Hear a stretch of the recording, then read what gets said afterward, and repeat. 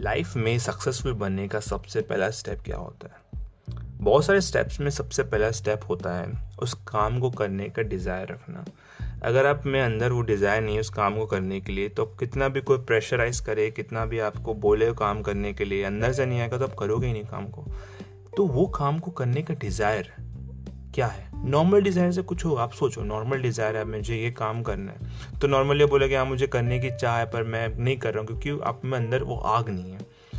तो सबसे पहला स्टेप है कि आपको बर्निंग डिज़ायर रखना है। बर्निंग डिज़ायर जीत के लिए कि मुझे इस काम को कैसे भी करके ख़त्म करना है, चाहे लाइफ में जो हो जाए। मैंने ये सोच लिया कि इस काम को करना है और इस काम को ख़त्म करना है, अपना 100% देना है, चाहे लोग कुछ भी बोले, मुझे ये करना है बस। तो वो होता है बर्निंग डिज़ायर। कुछ भी लगाए आप, जो भी करे, मुझे ये काम करना है। तो वो बर्निंग डिज़ायर हम अपने अंदर लाए कैसे जगाए वो बर्निंग डिज़ायर। तो मैं आपको एक स्टोरी सुनाता हूँ। एक बहुत बड़ा राजा था, बहुत साल पहले की बात है। तो वो राजा कभी नहीं हारा। लोग सोचते थे कि वो हारता क्यों नहीं है। तो उसके पीछे काफ़ी सारे रीजंस थे, लेकिन एक जो रीज़न था कि उसमें जीतने की चाह थी। वो अपनी जीत के लिए कुछ भी कर सकता था। तो एक बार वो दूसरे टापू गया, आइलैंड गया, और उस आइलैंड में उस राजा को हराने के लिए, उस आइलैंड में कब्जा करने के लिए जब वो वहाँ पहुँचा तो वो शिप से, क्या क्योंकि वो आइलैंड था, तो वो अपने शिप में पूरे अपने सारे सेनापति और अपने सारे जो जितने भी लड़ाकू लोग थे उन सभी को शिप में भरकर वो उस टापू में ले गया। उसको लगा कि यार टापू में लोग कितने होंगे, तो उसको लगा कि मेरे पास इतने ही लोग हैं लड़ने के लिए, वो है करीब 500 लोग, तो मैं उनको लेके चलता हूँ। तो लेके गया वहाँ पर। जब वहाँ पहुँचा तो वो देखकर चौंक गया, क्योंकि जो दूसरा राजा था उसकी जो टीम थी, जो उनके सारे लड़ाकू लोग थे, वो करीब 1000 थे। तो देखकर घबरा गया कि अब मैं कैसे लड़ूंगा इनसे। तो वो, क्योंकि उसमें दिमाग था और डिज़ायर था कि मुझे कैसे भी करके हराना है, मैं अपना 100% दूंगा चाहे जो हो जाए। तो वो क्या किया, अपने सारे लोगों को बोला कि जाके अपने अपने शिप चला दो। सब डर गए, लेकिन बोलता नहीं मुझे जाके शिप जला दो। तो सारे जिसके लड़ाकू लोग थे जाके पूरे अपने जितने भी जिस शिप से वो यहाँ पर इस आइलैंड में आए थे उन सभी शिप्स को जला दिए। जब शिप को जलाने के बाद उसने एक मोटिवेशनल स्पीच दी उन लोग को कि देखो अब हम वापस नहीं जा सकते डर कर, अब हमारे पास एक ही सिचुएशन है, करो या मरो। तो हमें लड़ना है, क्योंकि हमारे पास कोई और ऑप्शन उसने छोड़ा ही नहीं है उन लोग के लिए। तो उनको लड़ना पड़ेगा और उनको ख़त्म करना पड़ेगा। और ऐसा ही हुआ। उन्होंने, क्योंकि उनके पास कोई अदर ऑप्शन था नहीं, तो उन्होंने लड़े और जीत गए। तो ये होता है बर्निंग डिज़ायर कुछ कामों करने के लिए। तो अगर आपने लाइफ में कुछ कामों करने का सोच लिया कि हाँ ये मेरा डिज़ायर है और मैं इसको कन्वर्ट कर लूँ बर्निंग डिज़ायर में, तो आप कैसे कर सकते हो अपने डिज़ायर को बर्निंग डिज़ायर में कन्वर्ट। तो आइए हम कुछ स्टेप्स में जानते हैं कि हम अपने डिज़ायर को बर्निंग डिज़ायर में कन्वर्ट कैसे कर सकते हैं।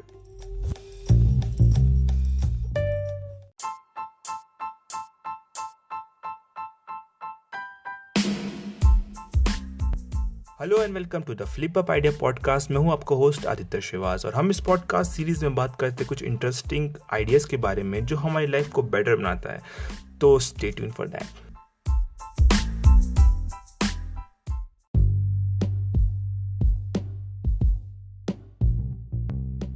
हमें पहले 6 स्टेप जानने से पहले हमें पहले तो अपना डिज़ायर पता करना पड़ेगा, वो अलग चीज़ है। लेकिन सबसे ज़रूरी चीज़ है कि हमें ये सोचना पड़ेगा कि मनी की इम्पोर्टेंस क्या है हमारी लाइफ में। बहुत लोग सोचते हैं मनी ईविल है, मनी के वजह से बहुत सारे प्रॉब्लम्स होती है, वो अलग चीज़ है। लेकिन मनी हमको फ्रीडम देता है। कोई भी चीज़ को हम लोग को अचीव करना है अपने लाइफ में, तो मनी से ही हम अचीव कर सकते हैं। तो इस तरह से मनी को देखिए कि अगर हमें लाइफ में ट्रैवल करना है, अगर हमें लाइफ में अपने और चीज़ें सीखनी है, तो हमें कितना रिक्वायर्ड है मनी का। मनी की बहुत इंपॉर्टेंस है। तो पहले तो एक गलत चीज़ निकाल दीजिए अपने दिमाग से कि मनी ईवल है, कमाना बुरी बात है, हमें कम कमाने से नहीं। आपको पहले मनी कॉन्शियसनेस अंदर लाना पड़ेगा। तो ये कुछ 6 स्टेप्स है जो ऑथर ने बताए हैं हमें अपने लाइफ में ग्रो करने के लिए और डिज़ायर को अपने बर्निंग डिज़ायर में कन्वर्ट करने के लिए। तो फर्स्ट स्टेप है fix in your mind the exact amount of money you desire. तो सबसे पहला जो स्टेप बताते हैं ऑथर कि एक मनी को फिक्स करिए, कितना अमाउंट ऑफ मनी मुझे एक अच्छी लाइफ जीने के लिए रिक्वायर्ड होगा। तो जब आप फिक्स कर लेते हैं कि मुझे इतना अमाउंट चाहिए, तो ये नहीं होना चाहिए कि आप बोले कि नहीं मुझे इतना सारा बहुत सारा पैसा चाहिए। नहीं नहीं नहीं, बहुत सारा पैसा से नहीं होगा। आपको एक एग्जैक्ट अमाउंट पहले तो आपको फिक्स करना पड़ेगा। इसके पीछे एक साइकोलॉजिकल रीज़न है। जब हम कोई फिक्स्ड अमाउंट करते हैं तो हमें दिमाग में रहता है कि हाँ, हमें जब हम कुछ अचीव करते हैं, हम इतना अमाउंट कमाते हैं अपनी लाइफ में जॉब से, तो हमें लगता है कि यार नहीं, हमें तो इतना सोचा था, ये उतना नहीं है, और करना पड़ेगा, और मेहनत करना पड़ेगा अपनी लाइफ को स्टेबल बनाने के लिए, सक्सेसफुल बनाने के लिए। तो पहला स्टेप ये है। सेकेंड स्टेप है determine exactly what you intend to give in return for the money you desire. तो यहाँ ऑथर कहते हैं कि आप अपने लाइफ से उस मनी को पाने के लिए क्या दे सकते हो। जितना अमाउंट आपने सेट किया है, जितना अमाउंट आपने फिक्स किया है कि इतना अमाउंट अगर मैं कमा लेता हूँ तो मेरी लाइफ सिक्योर हो जाएगी, स्टेबल हो जाएगी, तो आप उसके बदले क्या दे सकते हो। क्योंकि एक बहुत अच्छी कहावत है कि कुछ पाने के लिए कुछ खोना पड़ता है, और कुछ खोने का मतलब है अपने टाइम को, अपने हार्डवर्क को आपको देना पड़ेगा उसको अचीव करने के लिए। तो उसको सेट कीजिए कि आपने इंटेंशन बनाइए कि मैं इस चीज़ को सेट करता हूँ, मुझे चीज़ पाना है, तो मैं अपने आप से अपनी तरफ से इतनी चीज़ें, इतनी मेहनत दे सकता हूँ, अपना 100% से ज़्यादा दे सकता हूँ। तब आप लेने की सोचोगे, तभी ये काम होगा। चलिए आगे बढ़ते थर्ड स्टेप की तरफ। थर्ड स्टेप है establish a definite date when you intend to process the money you desire. अब आपको एक डेट सेट करना पड़ेगा कि इतने डेट, इतने साल बाद मैं इस चीज़ को अचीव कर लूँगा, इतना अमाउंट मैं अचीव कर लूँगा। इसके पीछे एक साइकोलॉजिकल रीज़न ये है कि अगर जब आप डेट सेट करते हो तो आपने एक टाइमर टाइप का लगा लिया अपने दिमाग में कि मेरे पास इतना समय बचा है, मुझे इतनी ज़्यादा मेहनत करनी है। तो एक तरह से टाइमर ही है ये कि आपको ने एक टाइम सेट कर दिया कि मुझे इतने डेट तक इतनी चीज़ें करनी है, लाइफ में इतना अमाउंट पाना है, तो उस अमाउंट को अचीव करने का एक डेट सेट कर दीजिए। थर्ड स्टेप के बाद हम पढ़ते हैं फोर्थ स्टेप की तरफ। फोर्थ स्टेप है create a definite plan for carrying out your desire and begin at once whether you are ready और not to put this plan into action. तो यहाँ पर ऑथर कहते हैं कि आप बस एक प्लान को बनाइए कि मुझे ये चीज़ें करने के लिए ये करना पड़ेगा। जब आपने प्लान सेट कर लिया है तब आप उस काम को बिना, अभी मत सोचिए मैं स्टार्ट हूँ नहीं, कि नहीं मेरे पास ये है, कोई भी बहाना नहीं, कोई भी रीज़न नहीं चाहिए, बस स्टार्ट करिए।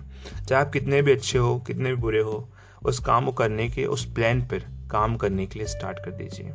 जब आपने स्टार्ट कर दिया तो फिर धीरे धीरे आप उस चीज़ में आगे बढ़ते जाएंगे, स्टेप वाइज आगे बढ़ते जाएंगे।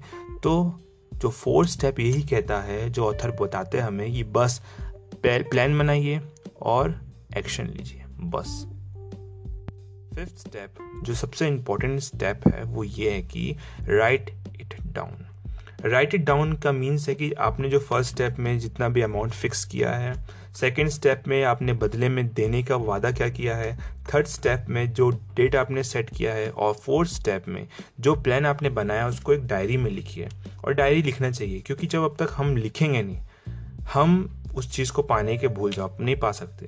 क्योंकि लिखने से हमारा जो ब्रेन है वो एक्टिवली काम कर रहा होता है। तो उस चीज़ को लिखिए, और सारा प्लान, आपने जो भी प्लान बनाया है अभी तक इस तक पहुंचने के लिए, आप उस चीज़ को लिखिए कि हाँ मुझे ये चीज़ें चाहिए, ये अमाउंट इतना चाहिए, ये डेट सेट करा है मैंने, उस डेट को लिखिए।